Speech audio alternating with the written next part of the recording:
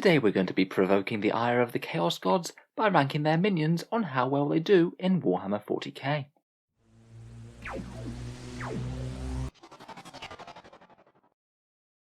Hello and welcome back to Auspex Tactics, the strategy focused 40k channel, where today we're doing a bit of a Chaos Demons tier list, talking through every datasheet in Codex Chaos Demons and how I'd rate them in the game of 40k at the moment. Currently the Chaos Demon Codex certainly is showing its age. A lot of the units and the options in the book just really don't stack up very well with other options in game now, though I would argue that out of the remaining 8th edition codexes that still exist, demons are perhaps one of the stronger amongst them. They do have a few very decent army builds, and can certainly make life very difficult for other armies facing them. With that in mind, I've organised the units into 3 rough tiers. We'll go through each unit in turn and say very roughly why I've ranked them there, and as always, if you think that I've ranked anything too high or too low, please let me know down in the comments. If I think I've mucked anything up too badly, I'll hopefully post a pinned comment as a correction. In any case, let's jump straight into it, and talk through the many and varied manifestations of the will of the Chaos Gods. So first up we have Tier 3. These are broadly the units that I don't really rate as being very good right now, either just kind of unimpressive stats, or perhaps overshadowed by other options within the codex, at least in terms of more competitive demon armies. Starting out we have the Blood Crushers of Khorne. Really quite cool models, I think. A massive great big juggernaut with a bloodletter on it charging into battle, what's not to like? But despite a few points adjustments since the Chaos Demon book initially came out, these guys just haven't really ever been particularly convincing, I think. They're still a bit fragile and not fast enough to be foot slogging across the board, and if you're looking at Khorne demons pouring out of reserves, I still think that bloodletters do that better. Being objective secured on the bloodletters does help as well. Next we have the Feculent Narmor, the Nurgle fortification tree. This doesn't really have any sort of profile, it's more sort of battlefield terrain, but gives several minor boosts for 95 points. If the enemy gets too close, it can allow your Nurgle demon units to advance and charge, and can also give some improved light cover to Nurgle demon units as well. I think it could potentially be interesting more with out-of-codex options than the actual Chaos Demons themselves. Maybe things like Possessed or even Nurgle Obliterators could really use the durability benefit, but I think within an actual Chaos Demons list, I think it's rare that you'd really want to commit 100 points to a unit that's not going to do all that much. I'd be looking to get more demons on the board instead. Next we come to the Soul Grinder. Perhaps reasonably durable with 14 wounds and a 5+ invul, it does have a bit of staying power on the board, particularly when combined with either Tzeentch or Nurgle. Only hitting on 4s though, its damage output just isn't particularly stellar, and I feel like it's usually just going to be a unit that's going to get ignored, or just dealt with anti-tank weapons whenever it's convenient for the opponent. Hitting on 4s really isn't nice with anything that's -1 to hit as well, that will really punish any sort of damage output.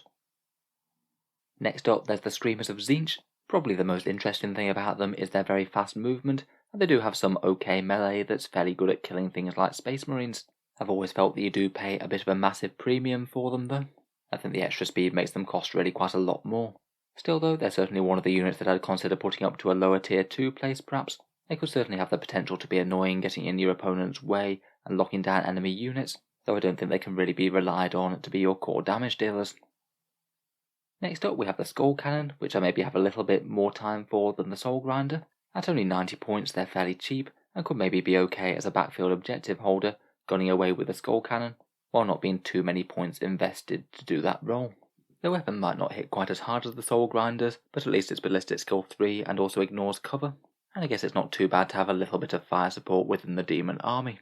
They've also got a handy stratagem for having damage incoming on them, if it matters. Another choice that I might have potentially put up in tier 2 were the various flavours of Exalted Seeker Chariot.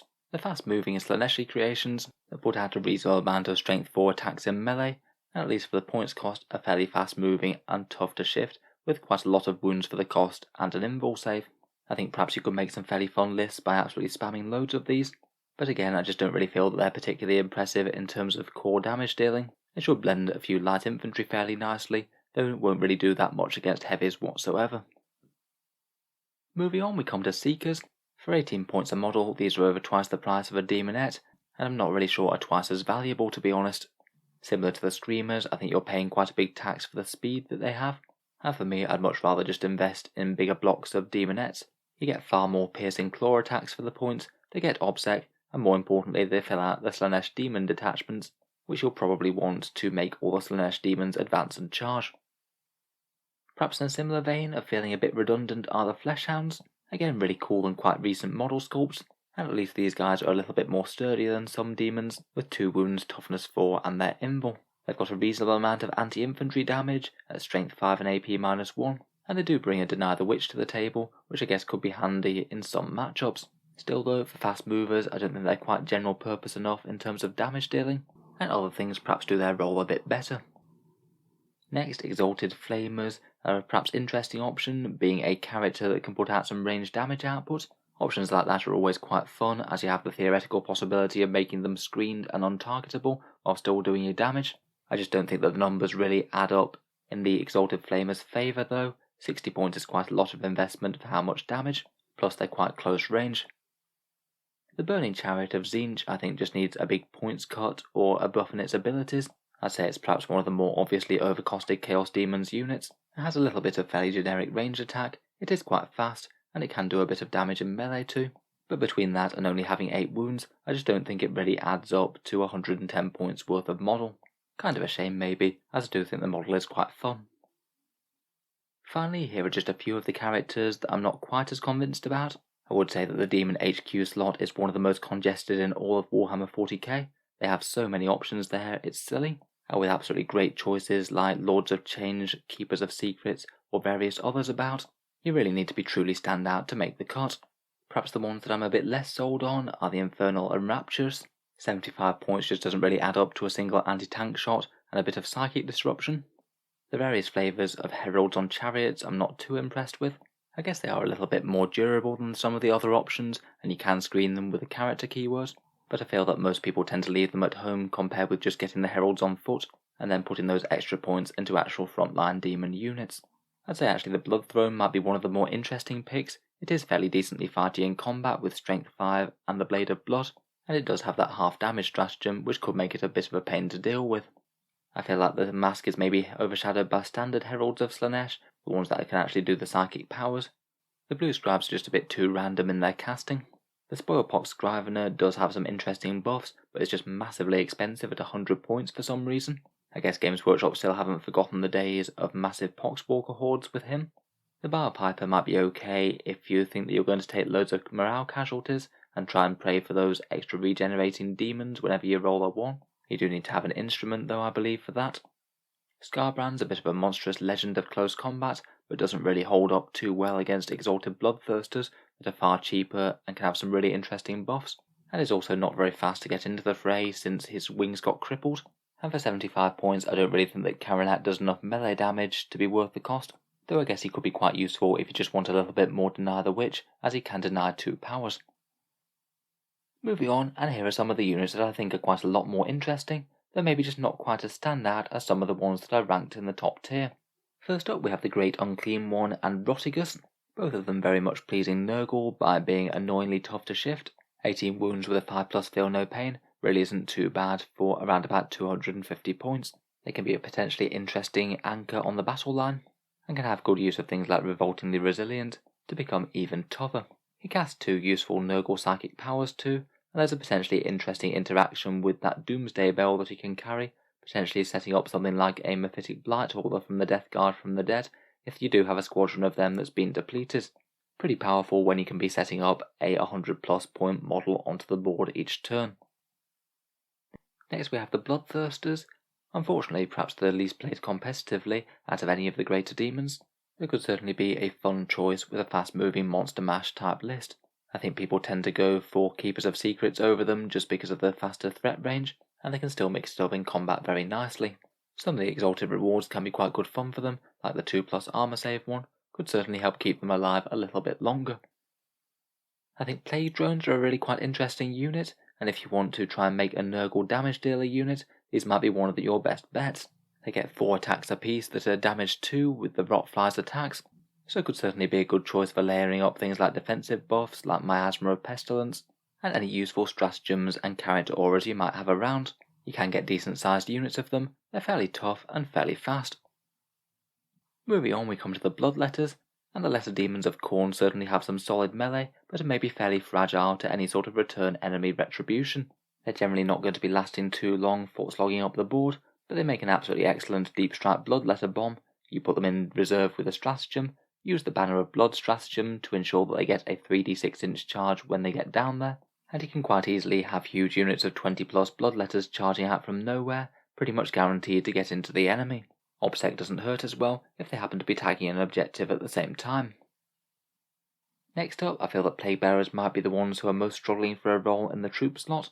Out of the 5 choices, they are at least fairly tough, and they are infantry that can do actions. In general, if you just want tough, annoying screens, then Nurglings do seem to be the way that more people tend to go. But I think that you could do worse with Plague Bearers as a home field unit, maybe just sitting around and doing actions on the objectives, while being annoyingly hard to remove with their toughness 4. Unfortunately, just enormous hordes foot-slogging up the board just doesn't really seem to be a 9th edition thing as much. Their durability just doesn't seem enough for the amount of damage that a lot of armies can deal. Flamers of Tzeentch can be another powerful deep strike option when you use the stratagem to put them in reserve. Their flamers can be in range in 12-inch range, which means that they can be flaming you right away, and you have the potential for coming down next to a herald, maybe getting +1 strength from them, and even stacking +1 to wound with something like flickering flames. And they do have their own mortal wound stratagem as well, which means that you can get a serious amount of damage out of a big unit. They're at least somewhat tough as well, with 2 wounds and their 4+ invul. Finally, here are another cluster of characters that I've chosen to rank at this level. Horticulus Slimux is the Nurgle Snail Boy, maybe a bit more of a fun choice than a super competitive one, but still I think he has the potential to be pretty annoying if he is well screened and well supported. He boosts nearby beasts, which I think are a very solid choice indeed. He'll likely heal something for a wound each turn, does a bit of damage in melee, and also for his points it's really quite tough to shift, particularly when he's got character protection. Still, maybe a bit on the costly side, but I think it could be quite good fun, say, in an Epidemius list. I've chosen to rank the Heralds on foot here as well. Maybe I could have ranked these in tier 1, as I think they're all pretty reasonable choices. They're a cheap way of bringing their locust buffs, +1 psychic power of the god of your choice, and also giving +1 strength to nearby chaos demons really is pretty nice too. I think maybe they become even more standout whenever they're allied with other chaos forces. Say things like the Slaanesh Herald being able to make Chaos Demon Engine units both have +1 strength and also advance and charge. The Bloodmaster might not bring any psychic power to the fray, but at least he is one of the cheapest HQs if all you need is to fill a detachment slot, and at least he's got a bit more hitting power than some of the rest. The Changeling is quite fun for his aura of 6+ feel no pain.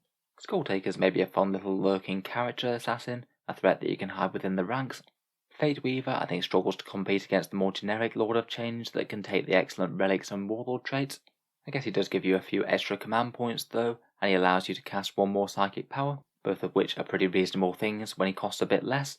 And Demon Princes are pretty much jacks of all trades but maybe masters of none, although I think it is generally hard to go too far wrong with a fairly durable character threat, who can also cast psychic powers if you need.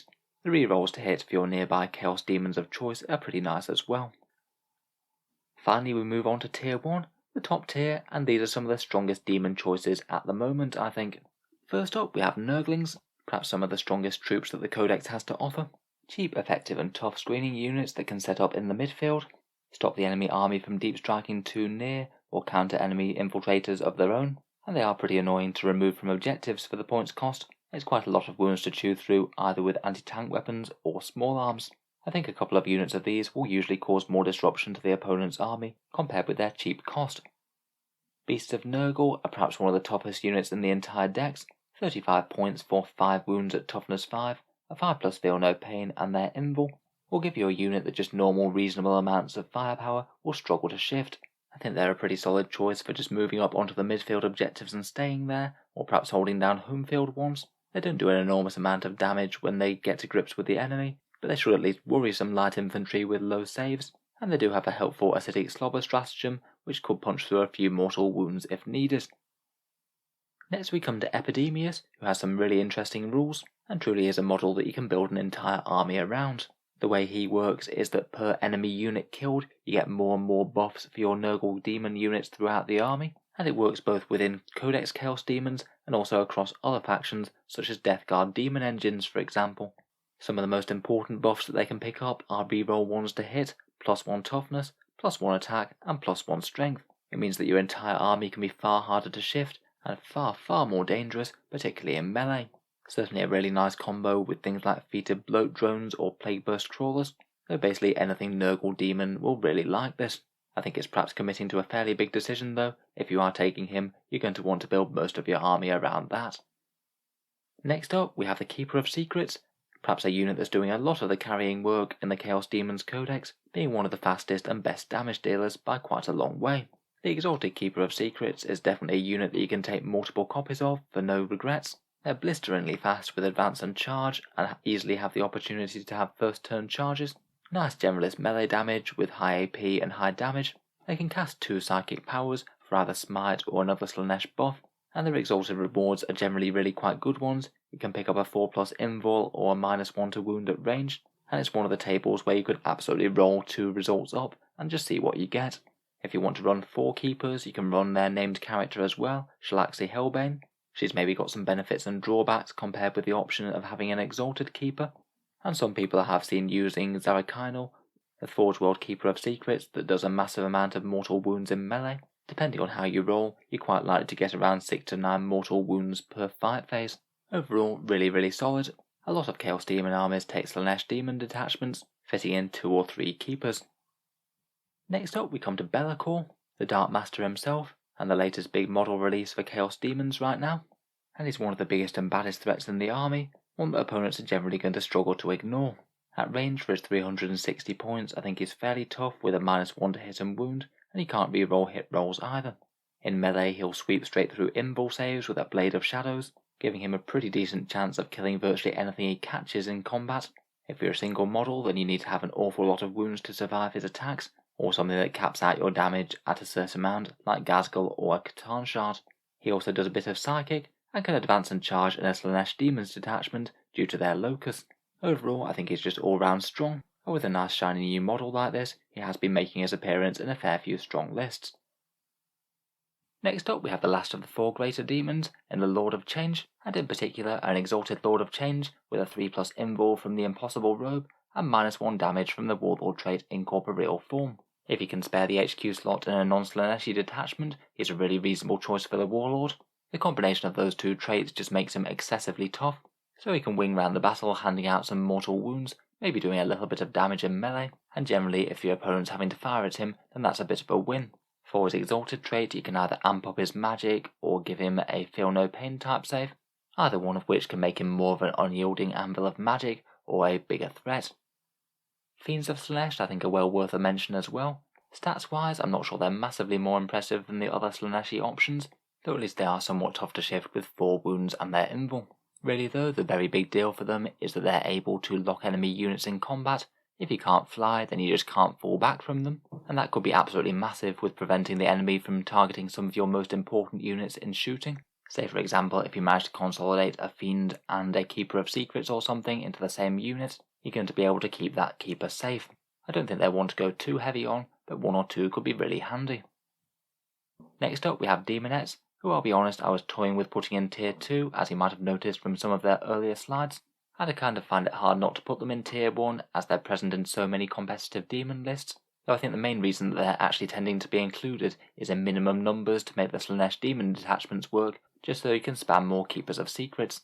I'm certainly not saying that they're not helpful to have around. They're fast moving infantry with OBSEC, they can do actions, and they can do some decent anti-infantry damage, but I do feel they just generally tend to be included in minimum numbers because they have to be, when otherwise things like Nurglings might have got run instead, perhaps. Moving on, we have another utility unit in the Furies. Cheap and expendable chaff units for 45 points, but they are infantry with a 12-inch move, and that can make them pretty handy for move blocking and screening where they're needed to, and doing things like actions. If you need a very cheap unit just to zip into the enemy table quarter and do something like retrieve Octarius data, then these are far from a bad choice. Next for the last of the troops choices, and here we have Horrors. Again, quite like the Bloodletters, an interesting choice for a deep strike bomb. Put them in reserve with the stratagem, jump them down on the front lines, maybe with a Herald in tow, and you could have really quite a lot of nasty firepower coming out of them. If you go for a really big meaty unit, that could be a pretty impressive 90 shots at strength 4 with +1 to wound. That should at least be enough to clear out a fair amount of enemy chaff, and then when they get hit back in return, they're going to be at least relatively hardy. They've all got their 4+ invul save, which if you happen to be rolling hot, you can tank an awful lot of shooting with these guys. The split rule can be an interesting option as well, maybe to give them just a little bit more toughness and mobility if you need it. So saving a few reinforcement points for that if you're bringing a big unit isn't the worst.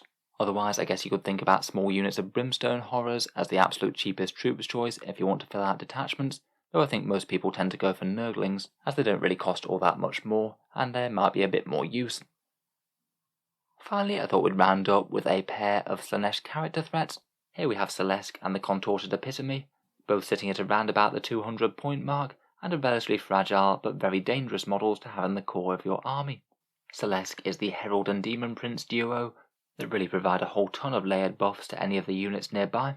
They've got the reroll ones for the Demon Prince, the +1 strength from the Herald, reroll morale tests, psychic buffs, and also help with morale as if that weren't enough. And then when they get into melee, their damage output is pretty apocalyptic. 8 massive attacks with the Axe of Dominion, hitting on strength 7, AP -3 and damage 3, then a whole bunch of anti-infantry attacks after that. I think the main challenge with that pair is keeping them alive while they do their damage and their buffing. Again, they can be a really good choice to run alongside other Slaanesh units from outside the Codex. Finally, perhaps the Contorted Epitome isn't quite as ludicrously dangerous in combat, though it still packs a small punch.